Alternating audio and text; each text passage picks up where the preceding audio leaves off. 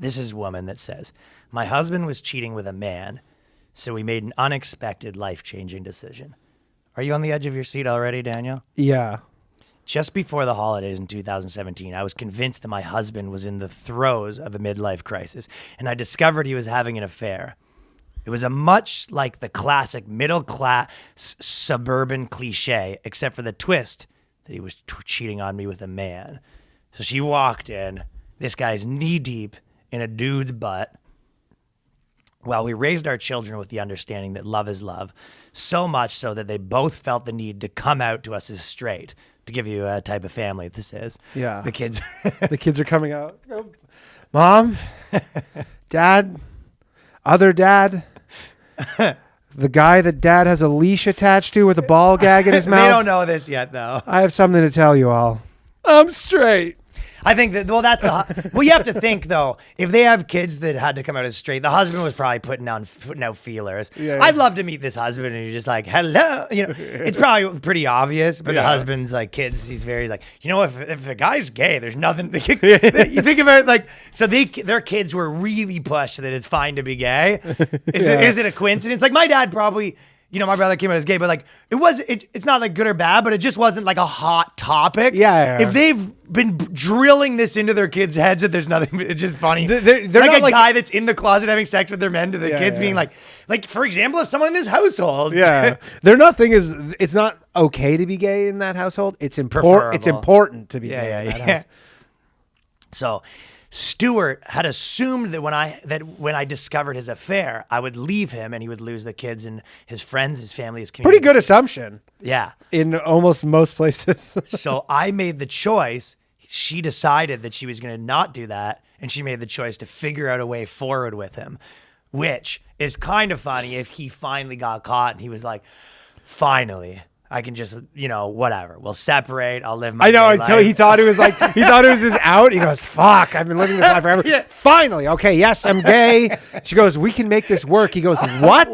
No, I don't want to make this work. I want to fucking get railed at bathhouses. Yeah. She goes, no, I'm telling you, we can make this. Not so. Yeah, she got him. He's packing his bags. You know what? Well, I'm so sorry. I'll get out of your hair. Yeah. Get out of my hair. What do you mean? I've never loved you more. You go, fuck off. Oh, you gotta be kidding me. Is this a joke? Oh, come. Oh, How fuck. funny. You're joking me, right? You're getting me, right? And then she goes, Stuart didn't even know about the Kinsey scale of sexuality. So she's educating him. Yeah, on she's some of this educating stuff, him, right? even though he's like literally sucks dick. She's like, this is what it's like. You go, Well, because he's like, I got he's caught blowing this confused. dude. I'll be out of here. And then she Yeah. goes, no, let's talk about it. You know the Kinsey scale? And she goes, listen, all I know is I'm blowing dudes. I don't. she pulls up like a fucking Yeah. PowerPoint. He goes, you just had that ready to go? She goes, yeah. And yeah, so she decides she's going to make this work and they're going to figure it out. So she told him about the Kinsey scale. He has no idea about any of this stuff. And then she goes, I decided that if he was gay, I would be his best friend and wife so that we can have one big, happy gay family.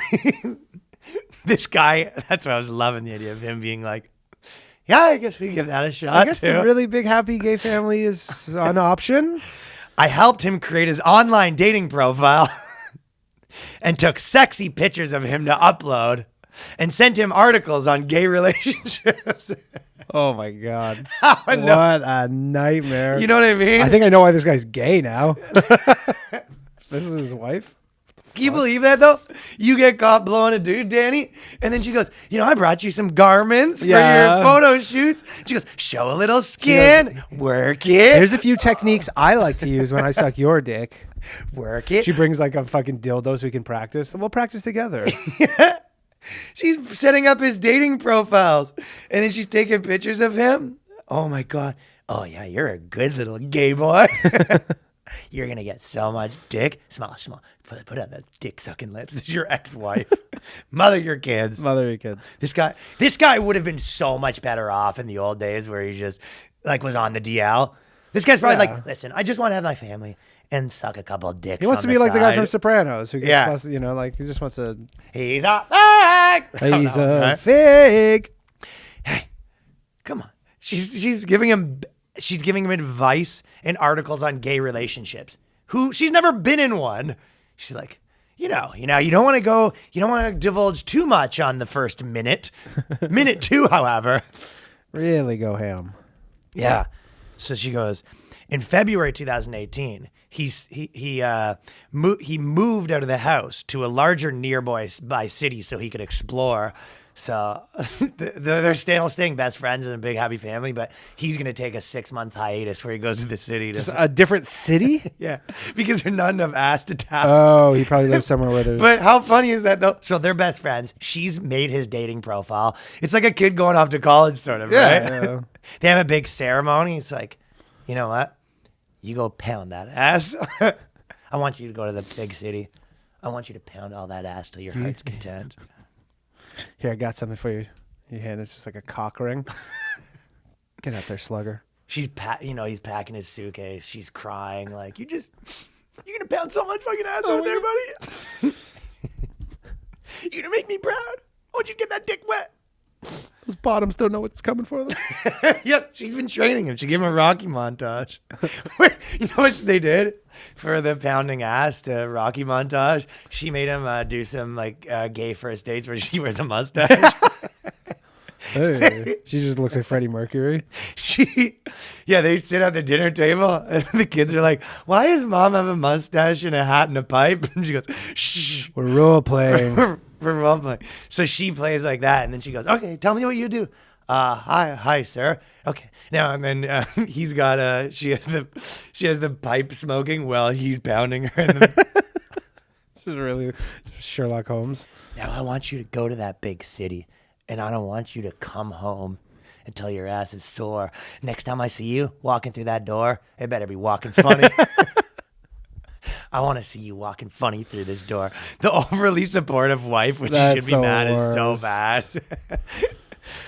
By the middle of the year, Stuart had determined that he was bisexual and he wanted to stay married to me. He's all fucked out at this point. Yeah, he goes, all right, I got that out of my system. So he decided he wanted to be both. So he comes home and he goes, all right, I'm back. I'm fucked out. That was a doozy of a 6 months, though, let me tell you. You know what poppers are? I didn't either, but woo! Yeah. He goes, also, by the way, I blew my ass out a little bit. You know what a prolapse is? I got that. Yeah, so what they did was they created an ethical, non-monogamy marriage agreement with lots of rules, including when and how frequently they should see each other's texting times and expectations. So I would love to fucking go to my girlfriend right now and be like, okay, so we're going to set some texting times. I love it too. Yeah, you go, don't text me unless it's in the schedule. Oh, you text otherwise, back, I won't get them. You go, kind of funny. I'm just looking at the schedule and I don't see this as one of the windows. You have your lawyer as president. Excuse me, Mr. Polishuk. And she goes, well, what if I want to text you at dinner? He whispers in your ear, you don't have to say anything. You have the right to remain silent on I'd like to take the fifth. I'd like to abstain from this conversation as we have previously had this agreement and you said that you will not be texting me during dinner. Yep. We had a therapist, and my husband's therapist described the conditions we were living under what he would describe as a powder keg, and it was destined to blow up. So the therapist wasn't down. The therapist was saying what we're saying. He goes, what?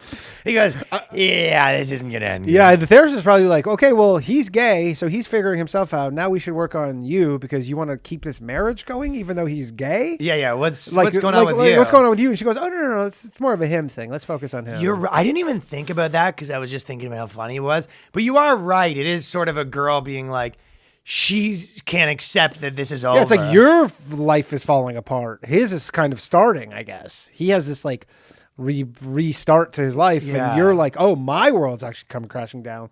How do I latch on to his new thing? That is true. What a codependent bitch. Like at some point he goes, hey, listen, this is my gay life. Yeah, he goes, are you straight? And she goes, yeah, obviously I married you. He goes, okay, well, I'm gay now, so you need to find someone who's straight. It's not someone who's gay. Yeah, but I guess he said it's kind of one of those things where she goes, it's like you try to break up with your chick and she goes, well, can we just be in an open relationship? And you go, yeah, okay, let me try that. Yeah, we try that. Just You know what I mean? drag Basically, this your out. breakup didn't take. Yeah, you drag it out. Sure, we'll drag this out. Yeah, he's like, I'm going to go pound ass in the big city. The big city.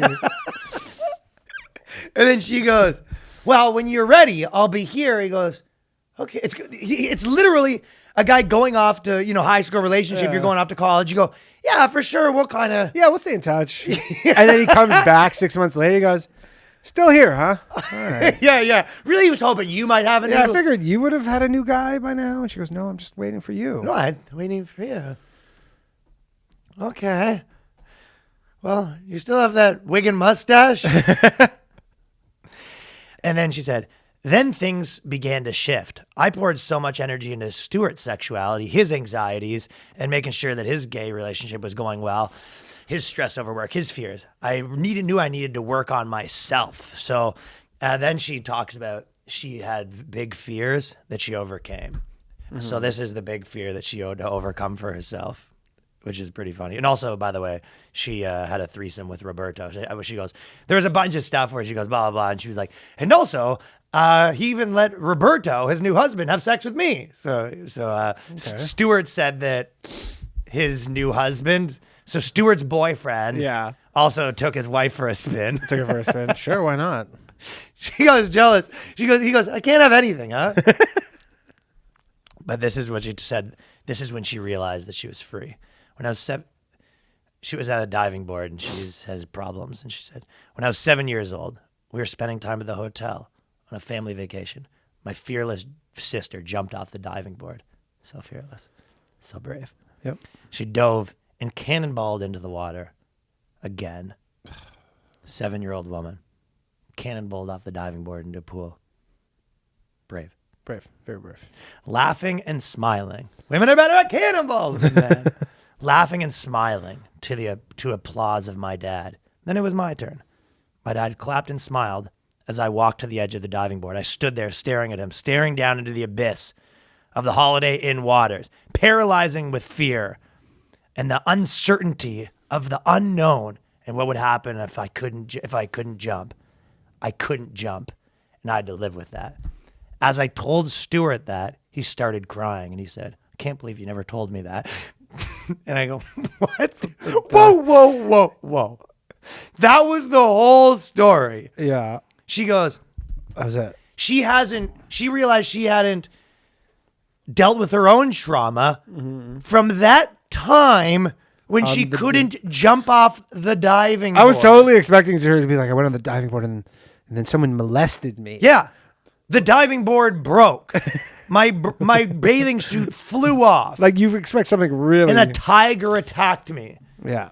She goes, she had to deal with her own trauma because she couldn't jump off a diving board when she was younger. Tough. By the way. I mean, you might have to deal with your trauma that your gay husband has a separate life that you're essentially managing.